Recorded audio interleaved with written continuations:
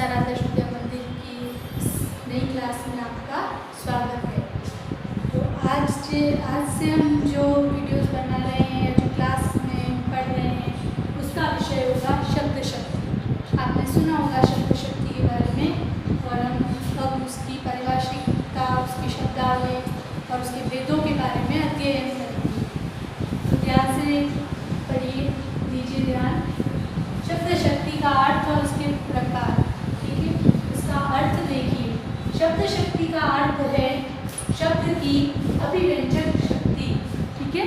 शब्द की अभिव्यंजक शक्ति अर्थात उसकी अभिव्यंजना करने वाली शक्ति, उसका अर्थ बताने वाली शक्ति जो है वो शब्द शक्ति कहलाती है, ठीक है। अमुक शब्द का निश्चित अर्थ यह है, इस तरह का स्थायी ज्ञान जिस शब्द व्यापार से मानस में अर्थात मन में संस्कार रूप से समाविष्ट होता है उसे शब्द शक्ति कहते हैं, ठीक है। अब कोई शब्द है जिसको हम बोलते हैं, ठीक है, तो उस शब्द के बारे में उसका जो अर्थ हमारे हृदय में, हमारी बुद्धि की शक्ति के माध्यम से जो स्पष्ट होता है उसे शब्द शक्ति कहते हैं, ठीक है। वो हमारे आंतरिक संस्कारों के कारण, आंतरिक ज्ञान के कारण वो अर्थ हमारा स्पष्ट होता है, ठीक है, उसे शब्द शक्ति कहते हैं। एक देखिए अन्य अनुसार के बारे में, वाक्य में प्रयुक्त शब्दों का अर्थ जानने के लिए बुद्धि के द्वारा जिस शक्ति का प्रयोग किया जाता है उसे शब्दवृत्ति या शब्द शक्ति कहा जाता है, ठीक है। वाक्य में प्रयुक्त शब्दों का अर्थ जानने के लिए बुद्धि द्वारा जिस शक्ति का प्रयोग किया जाता है, हमारी मानसिक बुद्धि द्वारा जिस शक्ति का प्रयोग किया जाता है उसे शब्दवृत्ति या शब्द शक्ति कहते हैं, ठीक है। तो यहाँ पर शब्द शक्ति का अर्थ तो हुआ शब्द की अभिव्यंजक शक्ति और इसकी परिभाषा हुई ये कि भाई इस शब्द अमुक शब्द का निश्चित अर्थ क्या है, ठीक है। तो उस शब्द का अर्थ यह है, इस तरह का स्थायी ज्ञान जिस शब्द व्यापार से मानस में संस्कार रूप से समाविष्ट होता है उसे शब्द शक्ति कहते हैं। देखिए बच्चों, ये व्याकरणिक परिभाषा है, शब्द शक्ति की व्याकरणिक परिभाषा ही आपके काम आएगी। आप कई बार कहते हैं कि मैडम हमने तो परिभाषा चाहे व्याकरणिक हो लेकिन हमारे शब्द तो सही हैं। शब्द सही होने से तात्पर्य नहीं है बच्चों, आपको व्याकरणिक परिभाषा का ज्ञान होना और व्याकरणिक शब्दों का ज्ञान होना अत्यंत आवश्यक है। तो इसीलिए यहाँ पर व्याकरणिक शब्दों में ही मैं आपको परिभाषा बता रही हूँ। यहाँ पर देखिए, वाक्य में प्रयुक्त शब्दों का अर्थ जानने के लिए बुद्धि द्वारा जिस शक्ति का प्रयोग किया जाता है उसे शब्दवृत्ति या शब्द शक्ति कहते हैं। अब इसके प्रकार के बारे में, शब्द शक्ति के प्रकार क्या है, तो आचार्यों ने, जो व्याकरणिक आचार्य है, उन्होंने शब्दों के 3 प्रकार माने। शब्दों के 3 प्रकार, ध्यान दीजिए। पहले हम शब्दों के 3 प्रकार के बारे में बात कर रहे हैं, वाचक, लक्षक और व्यंजक, ठीक है। वाचक शब्द से निकलने वाला जो अर्थ है वो वाच्या, ठीक है, और मुख्यार्थ और अभिधेयार्थ। इस आधार पर शब्द शक्ति के 3 भेद माने गए हैं। जो बोलने वाले शब्द है ना, वाचक शब्दों से तात्पर्य है जो बोलने वाले शब्द हैं उनसे, तो उनका वाच्यार्थ निकलता है अर्थात उस वाक्य का अर्थ, दूसरा मुख्यार्थ अर्थात उसका मुख्य अर्थ और तीसरा अभिधेयार्थ अर्थात तात्पर्य जो अर्थ है वो जो निकलता है, उस आधार पर शब्द शक्ति के 3 भेद माने गए हैं, अभिधा, लक्षणा और व्यंजना, ठीक है। अभिधा, लक्षणा और व्यंजना, इन तीनों के बारे में अब हम आगे जानकारी प्राप्त करेंगे। हाँ, तो हम देखते हैं अभिधा शब्द शक्ति क्या है। इसका पहला प्रकार है शब्द शक्ति का अभिधा शब्द शक्ति। और क्या है, देखिए अभिधा शब्द शक्ति की परिभाषा, जिस शक्ति के द्वारा साक्षात सांकेतिक अर्थ का बोध होता है, साक्षात सांकेतिक अर्थ का बोध होता है, उसे शक्ति कहते हैं।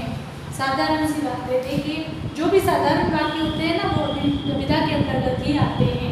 अब देखिए अभिधा शब्द शक्ति जो है इसके द्वारा जिन शब्दों के वाच्यार्थ या मुख्यार्थ की प्रतीति होती है। वाच्यार्थ यानी शब्द का वास्तविक जो अर्थ है, बोलने से जो अर्थ निकल रहा है या जिस अर्थ में हम बोल रहे हैं शब्द को वाक्य के साथ, या उसका मुख्यार्थ, उसकी प्रतीति हो, उसका ज्ञान हो, उसका बोध हो, तो वहाँ उन्हें वाचक कहा जाता है। ठीक है। अब देखिए वाचक शब्दों के 3 प्रकार होते हैं। हम पिछली कक्षाओं में पढ़ चुके हैं। छठी से हमें ज्ञान है इन वाचक शब्दों के बारे में। वाचक शब्द कौन से हैं? रूढ़, यौगिक और योगारूढ़। तीनों परिभाषा के साथ आपको छोटी कक्षाओं में भी समझा दिए गए हैं। रूढ़ शब्द, वाचक शब्द और योगारूढ़ शब्द, इन तीनों का क्या महत्व है। ठीक है ना।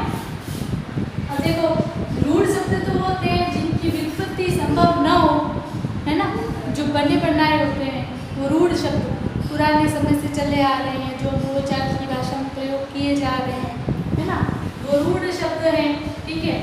और जिन शब्दों की जो संरचना है वो मतलब प्रत्यय के द्वारा, ठीक है ना, प्रत्यय या प्राकृतिक रूप से जिनको बनाया गया हो वो यौगिक शब्द है।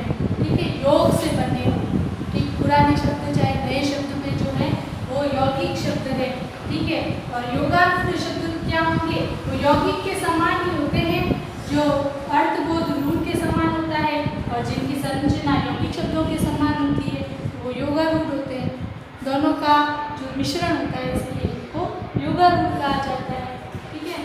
अब अभिधा का महत्व देखेंगे हम इन तीनों वाचक शब्दों के बाद। देखिए आप एक बार इन तीनों को अच्छे से पढ़ेंगे, पुनः एक बार जानकारी लेंगे। ठीक है। इसके बारे में आप अपनी व्याकरण की किताब में एक बार पढ़ लेना, इनको दोबारा परिभाषा क्या है इसके बारे में जानकारी वापस ले लेना। जो थोड़ा तो मैंने आपको संक्षिप्त में अभी बता दिया है। तो अब अभिधा का महत्व समझेंगे हम। अभिधा का क्या महत्व है? अभिधा शब्द शक्ति के प्रयोग करने का क्या महत्व है? वो ये है कि प्रत्येक शब्द का मुख्य अर्थ अभिधा शक्ति के द्वारा सांकेतिक किया जाता है। ठीक है ना। तो किसी भी वाक्य में जो प्रत्येक शब्द है उसका जो मुख्य अर्थ है वह अभिधा शक्ति के द्वारा सांकेतिक किया जाता है। ठीक है। अब अभिधा के द्वारा कैसे? कि भाई कोई शब्द होते हैं, देखो शब्द होते हैं ना, जिनके अनेक अर्थ हो सकते हैं। हम जानते हैं ऐसे शब्द होते हैं जिनके अनेक अर्थ हो सकते हैं, परंतु सांकेतिक अर्थ को ही उसका मुख्यार्थ माना जाता है। सांकेतिक अर्थ को ही उसका मुख्यार्थ माना जाता है। ठीक है ना। देखिए उदाहरण के माध्यम से, राम पुस्तक पढ़ता है। साधारण सा वाक्य, किसान खेत पर हल चलाता है। साधारण सा वाक्य है। हमारी बुद्धि में जो बुद्धि की शक्ति के माध्यम से इन शब्दों का जो अर्थ स्पष्ट हो रहा है, शब्द शक्ति।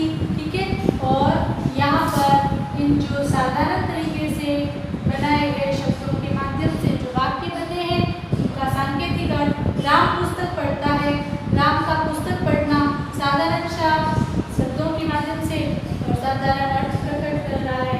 किसान खेत पर हल चलाता है, किसान खेत पर हल चलाता है। अब ये साधारण सा, अब ये बात जो भी शब्द है ये अपने मुख्य अर्थ को प्रकट कर रहे हैं, मुख्य सांकेतिक अर्थ। अब राम स्वयं पुस्तक, अपना सांकेतिक अर्थ पुस्तक ही बता रही है, पढ़ता है, पढ़ना।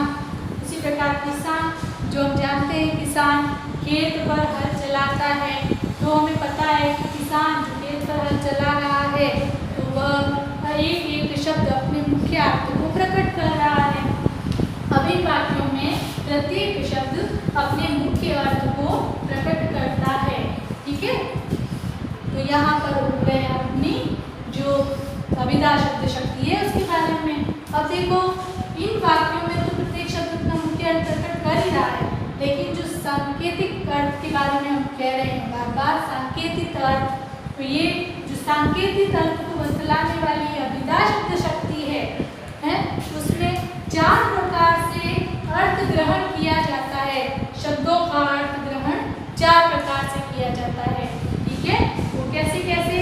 जातिवाचक संज्ञा शब्दों के माध्यम से इसका अर्थ ग्रहण किया जाता है, गुणवाचक विशेषण के माध्यम से इसका अर्थ ग्रहण किया जाता है, क्रियावाचक और द्रव्यवाचक संज्ञा शब्दों के द्वारा।